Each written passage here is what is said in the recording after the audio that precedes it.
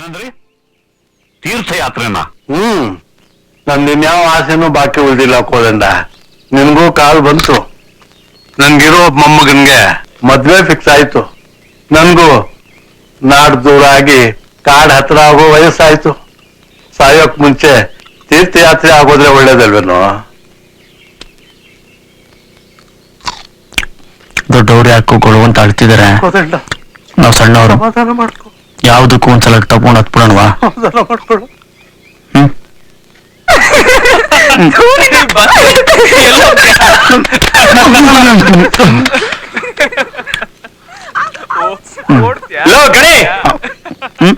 ಪಾನಿಲ್ guitar ಕಲಿತಾ ಇದ್ದಾಳೆ, ಸ್ವಲ್ಪ ಸುಮ್ಮನೆ ಕೇಳಲು.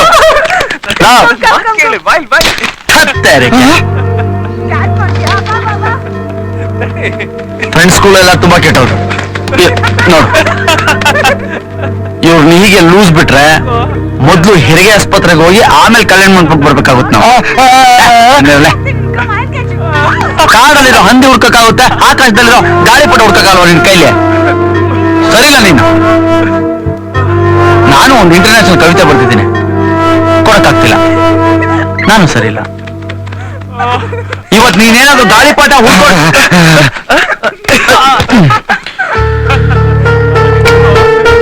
ಇವೆಲ್ಲ ಆಗ್ಬೇಕು.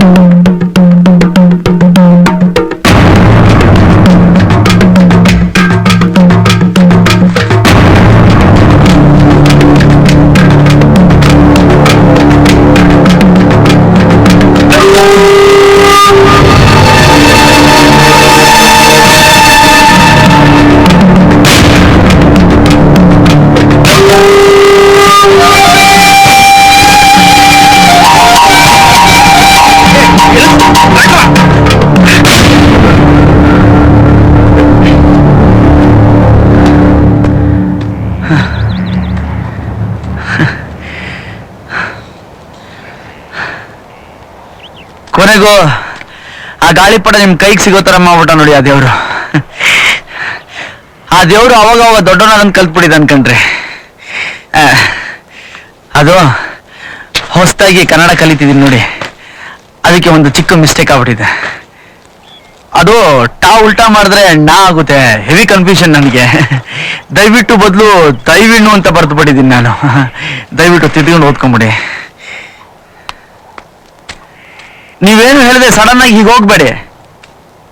ಒಂದೋ ನಿಮ್ ತಲೆ ನೋಡ್ರಿ ನನಗಾಗಲ್ಲ, ಹಾಳಾಗಿ ಹೋಗು ಅಂತ ಹೇಳ್ಬಿಡಿ.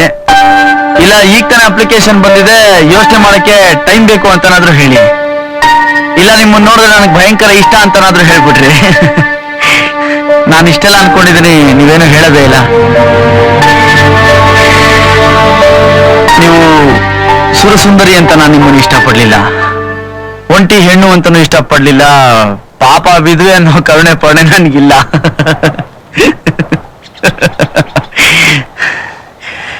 ನನಗೆ ಎದ್ವಾ ತದ್ವಾ ಇಷ್ಟ ಆಗಿದ್ದು ನಿಮ್ ಸೈಲೆನ್ಸ್.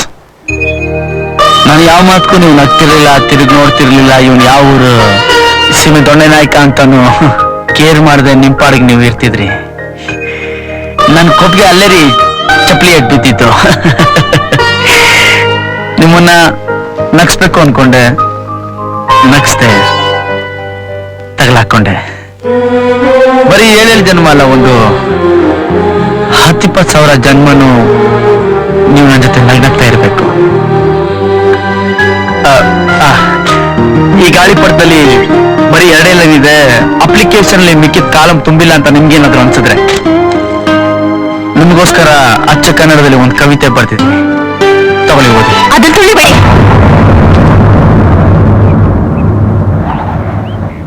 ಅದು ನನ್ನ ಗಂಡ ನೆನಪು, ಅದನ್ನ ತುಳಿಬೇಡಿ. ನಾನು ನೆನಪಲ್ಲಿ ತುಂಬಾ ಸುಖವಾಗಿದ್ದೀನಿ. ಅವ್ರ ಜಾಗಕ್ಕೆ ಯಾರು ಬರೋದು ನನಗಿಷ್ಟ ಇಲ್ಲ. ಅವ್ರ ನೆನಪಲ್ಲೇ ನನಗೆ ನೆಮ್ಮದಿ ಇದೆ. ಪ್ಲೀಸ್.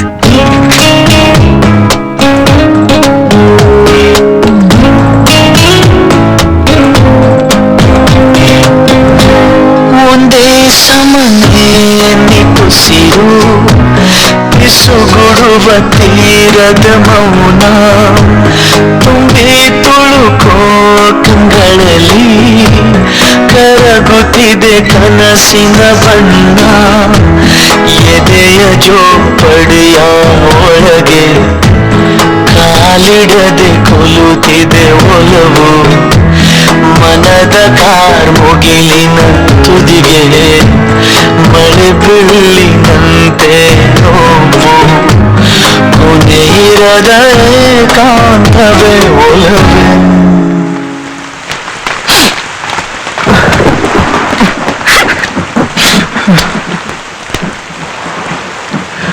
ಹುಡುಗಿರ್ ಕೈ ಕೊಟ್ರೆ ಈ ಲೆವೆಲ್ ಕಣ್ಣೀರು ಬರುತ್ತೆ ಅಂತ ಗೊತ್ತಿರ್ಲಿಲ್ಲ ಕಣ. ಅವಳು ಒಪ್ಕೋತಾಳೆ ಅನ್ಕೊಂಡಿದ್ದೆ. ನನ್ನ ನೆಮ್ಮದಿ ಹಾಳು ಮಾಡ್ಬೇಡಿ ಅಂತ ಇಂಡೈರೆಕ್ಟ್ ಆಗಿ ಕ್ಯಾಕ್ರು ಸುಗ್ದು ಹೊರಟೋದ್ಲು. ಅವಳು ಹೇಳೋವರೆಗೂ ನನ್ನ ಮನ್ಸು ಒಳ್ಳೆ ಗಾಳಿ ಪಟ್ಟ ತರ ಹಾರಾಡ್ತಾ ಇತ್ತು. ಅವಳು ಇಲ್ಲ ಅಂತ ಬೆಂತಿರ್ಗ್ಸ್ ಹೋಗಿದ ತಕ್ಷಣ ಲೈಫೇ ಗೋತ ಹೊರಟ್ಬಿಡ್ತು. ಮೊದ್ಲೇ ಎಡ್ಬಿಡಂಗಿ ಜೀವನ ಸೂತ್ರ ಬೇರೆ ಕಿತ್ತೋಗಿದೆ. ಎಲ್ಲೋದ್ ಬೀಳ್ತೀನೋ ಏನ್ ಹಾಕ್ತೀನೋ ಉಳಿತೀನೋ ಇಲ್ವೋ ಒಂದು ಗೊತ್ತಿಲ್ಲ ಕಣ. ಈ ಹುಡುಗಿರ್ಗೂ ಕಣ್ಣೀರ್ಗೂ ಎಂಥ ಲಿಂಕ್ ಇಟ್ಟಿದ್ದ ದೇವ್ರು ಅಂತ ತಿಳ್ಕೊಳಕ್ಕೆ ಊರಿಗೆ ಬಂದಂಗಾಯ್ತು. ಸ್ಟಾಪ್ ದಿಸ್ ನಾನ್ಸೆನ್ಸ್ ಗಣಿ. ಬಾ ಒಳ ಹೋಣ. ಬಾ ಎದ್ದೇಳು ಬಾ ಎದ್ದೇಳು ಗಣಿ. ಗಣಿ ಬಾ ಹೋಗ. ಬಿಡ ಏನಾಗಿಲ್ಲ. ಈ ಸೌಭಾಗ್ಯಕ್ಕೆ ಹಾಡು ಬೇರೆ ಬರೀಬೇಕು ನಾನು. ಕವಿತೆ ಕವಿತೆ ಅನ್ಯಾಯವಾಗಿ ಕವಿ ಆಗ್ಬಿಟ್ಟೆ ಕಣ ನಾನು. ಈಗ ಎಮರ್ಜೆನ್ಸಿಗೆ ಸಾವಾಗಿ ಒಂದು ಹಾಡು ಬರೀಬೇಕು ಅನಿಸ್ತಾ ಇದೆ. ಸಟ್ಮೇಲೆ ಮಾತ್ರ ಸುಖ ಸಿಕ್ಬೋದು. ಹೊಸ ಜನ್ಮ ಎತ್ತಿ ಲವ್ ಗಿವು ಮಾಡದೆ ಮುಚ್ಕೊಂಡು ಹೊಸ್ದಾಗಿ ಬದುಕಬೇಕು. ನೋ ಕಿಟಿ ಏನೋ ಸಾವು ಗಿವು ಅಂತ ನನಗೆ ಏನು ಮಾಡೋದು. ಅವ್ರಪ್ಪನ ಫೋನ್ ಮಾಡೋಣ ನೋಡಿ.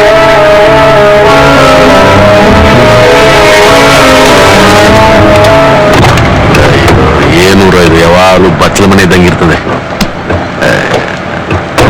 ನೋಡು ಓದ್ಲ ಹೊಡೆಗೆ ಅಂತ ಜಾಗ ಹುಡ್ಕೊಳ್ಳಿ ನಿನ್ ಮಗ. ಇಲ್ಲಿ ನೋಡಿ, ಮಗ ಲವ್ ಮಾಡಿದಾನೆ ಅಂತ ನೀವು ರಾಂಗ್ ಆಗಂಗಿದ್ರೆ ನಾವ್ ಒಳಗೆ ಬರೋದಿಲ್ಲ. ಮಗಳು ಗಂಡ ಸತ್ ಮನೆ ಸೇರಿದಾಳೆ, ಮಗ ಲವ್ ಮಾಡಿ ಕಾಡ್ ಸೇರಿದಾನೆ. ನೀವೆಲ್ರೂ ಬೈಕೊಂಡು ಓಡಾಡಿ ಹೆತ್ ಕಳಿಸ್ ಅಂತ ನಿಮ್ಗೆಲ್ ಗೊತ್ತಾಗುತ್ತೆ? ಅನ್ನವನ್ನ ಮಾತಾಡು. ಎತ್ತೋ ನೀನ್ ಒಬ್ಳೆ ಹುಟ್ಟಿಸ್ತು ನಾನಿಲ್ವಾ? ಅನ್ನವನ್ನ ಏನ್ ಕೇಳ್ತಾನೆ? ಮಾತಾಡ ಬಾಪತಿಗಂತು ಇಲ್ಲ ಲೋಪರ್ ನನ್ ಮಗ. ಅದರೊಳಗೆ ಕಬ್ಬಿನ ಗದ್ದೆ, 2 ಸಾಮಿಲ್ಲು, 4 ರೈಸ್ ಮಿಲ್ಲು. ಈ ಕಡೆ ಭತ್ತ ಹಾಕಿದ್ರೆ ಆ ಕಡೆ ಅಕ್ಕಿ ಬರ್ತದೆ. ಜನ ನಮ್ಗೆ ಊಟ ಹಾಕ್ಬಿಟ್ಟು MLA ಮಾಡೋರೆ. ನಮ್ ದರ್ಬಾರ್ ನಡೀತ್ಲೇ ಇದೆ. ಹಾ, ಯಾವನ್ಗೋಸ್ಕರ ಇದೆಲ್ಲ? ಯಾವನ್ಗೋಸ್ಕರ?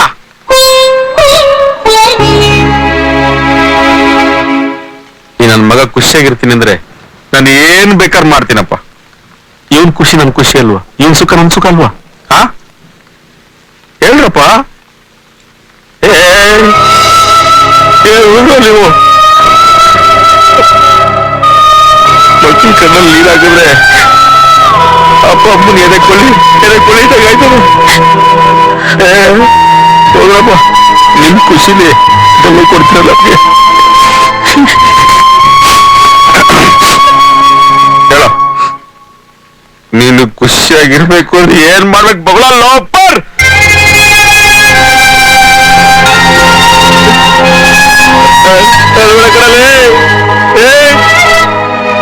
ಇವತ್ತು ಇತಿ ಹೇಳ್ರಪ್ಪ, ನಾನು ಏನ್ ಮಾಡ್ಬೇಕು ಹೇಳ್ರಪ್ಪ. ಹೇಳಪ್ಪ. ಅಂಕಲ್, ದೊಡ್ಡವರಾಗಿ ನೀವೇ ಆ ಹುಡುಗಿನ ಒಪ್ಪಿಸ್ಬೇಕು, ಅವ್ರ ಮನೆಯವ್ರನ್ನ ಒಪ್ಪಿಸ್ಬೇಕು. ಇಲ್ಲಾಂದ್ರೆ ಇವನ್ ಏನ್ ಆಗ್ತಾನೋ ಹೇಳಕ್ಕಾಗಲ್ಲ ಅಂಕಲ್. ರಾತ್ರಿ ಎಲ್ಲ ಸಾಯ್ತೀನಿ ಅಂತಿದ್ದ.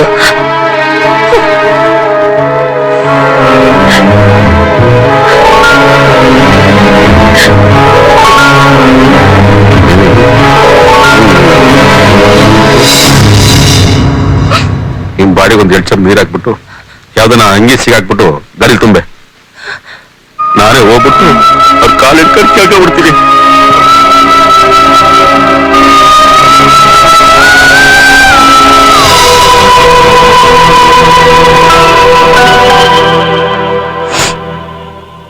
ಗಣೇಶ ನಮ್ಮ ಮಗನ ಸಮಾನ ಅಷ್ಟೇ ಅಲ್ಲ, ಅವನು ನನ್ನ ಪಾಲಿನ ದೇವರು.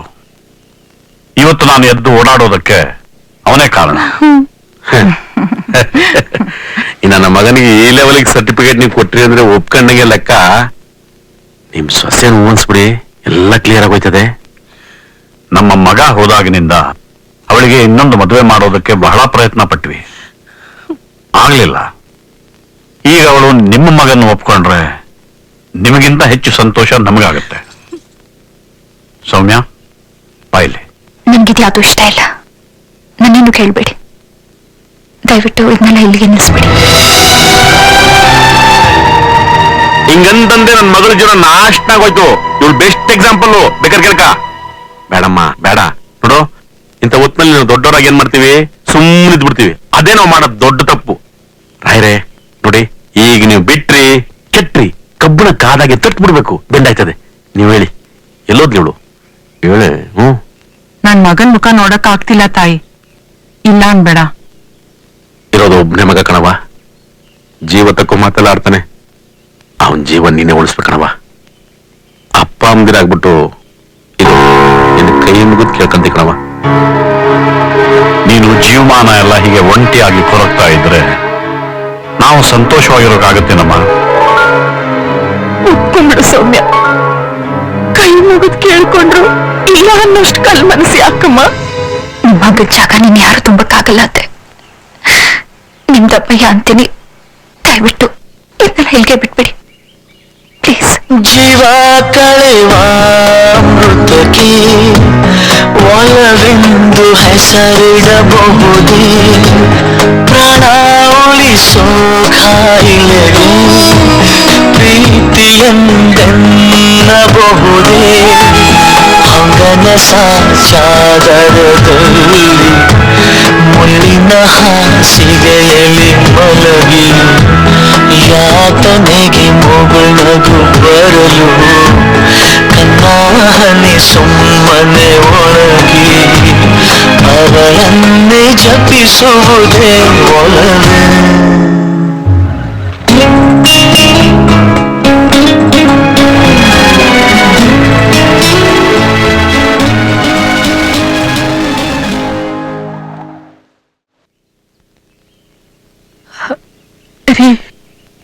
ಇವಳಿಗೆ ಸ್ವಿಟ್ಜರ್ಲ್ಯಾಂಡ್ ಅಲ್ಲಿರೋ NGO ಕೆಲಸ ಸಿಕ್ಕಿತ್ತಲ್ಲ, ಆ ಕೆಲ್ಸಕ್ಕೆ ಸೇರ್ಕೋತೀನಿ ಅಂತ ನಿರ್ಧಾರ ಮಾಡಿದಾಳಂತೆ. ಅದಕ್ಕೆ ಇವಳು ಎಲ್ಲಾರನ್ನೂ ಬಿಟ್ಟು ಬೆಂಗಳೂರಿಗೆ ಹೊರಟಿದ್ದಾಳೆ.